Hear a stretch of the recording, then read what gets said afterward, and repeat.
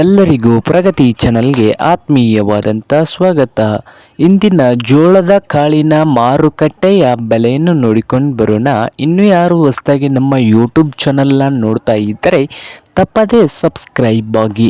ನಾವು ಮಾರ್ಕೆಟ್ಗಳ ಬೆಲೆಗಳ ಅಪ್ಡೇಟ್ಗಳನ್ನು ಆಗಾಗ ವಿಡಿಯೋಗಳನ್ನ ಬಿಡ್ತಾ ಇರ್ತವೆ. ಚಾನಲನ್ನು ಈಗಲೇ ಸಬ್ಸ್ಕ್ರೈಬ್ ಆಗಿ. ಇಂದು ಜೋಳದ ಕಾಳಿನ ಮಾರುಕಟ್ಟೆಯ ಬೆಲೆಯನ್ನು ನೋಡಿಕೊಂಡು ಬರೋಣ.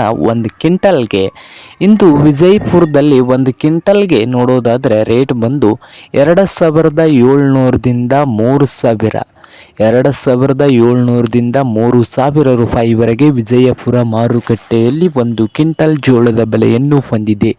ಹಾಗೆ ಹುಬ್ಬಳ್ಳಿಯ ಮಾರುಕಟ್ಟೆಯಲ್ಲಿ 1,800ದಿಂದ 3,800, 1,800ದಿಂದ ಹಿಡ್ಕೊಂಡು 3,800 ರೂಪಾಯಿವರೆಗೆ ಹುಬ್ಬಳ್ಳಿಯ ಮಾರುಕಟ್ಟೆಯಲ್ಲಿ ಒಂದು ಕ್ವಿಂಟಲ್ ಜೋಳದ ಬೆಲೆಯನ್ನು ಹೊಂದಿದೆ.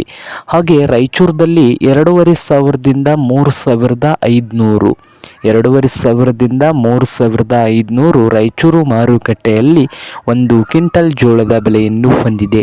ಸಾಂಗ್ಲಿಯಲ್ಲಿ ನೋಡೋದಾದರೆ 3,000ದಿಂದ 4,500 ರೂಪಾಯಿವರೆಗೆ ಒಂದು ಕ್ವಿಂಟಲ್ ಜೋಳದ ಬೆಲೆಯನ್ನು ಹೊಂದಿದೆ. ಹಾಗೆ ಕಲಬುರಗಿಯಲ್ಲಿ 3,000ದಿಂದ 4,000 ರೂಪಾಯಿವರೆಗೆ ಒಂದು ಕ್ವಿಂಟಲ್ ಜೋಳದ ಬೆಲೆಯನ್ನು ಹೊಂದಿದೆ. ಇದು ಇಂದಿನ ಜೋಳದ ಮಾರುಕಟ್ಟೆಯ ಬೆಲೆ ಆಗಿದೆ ನೋಡಿ ರೈತರೇ.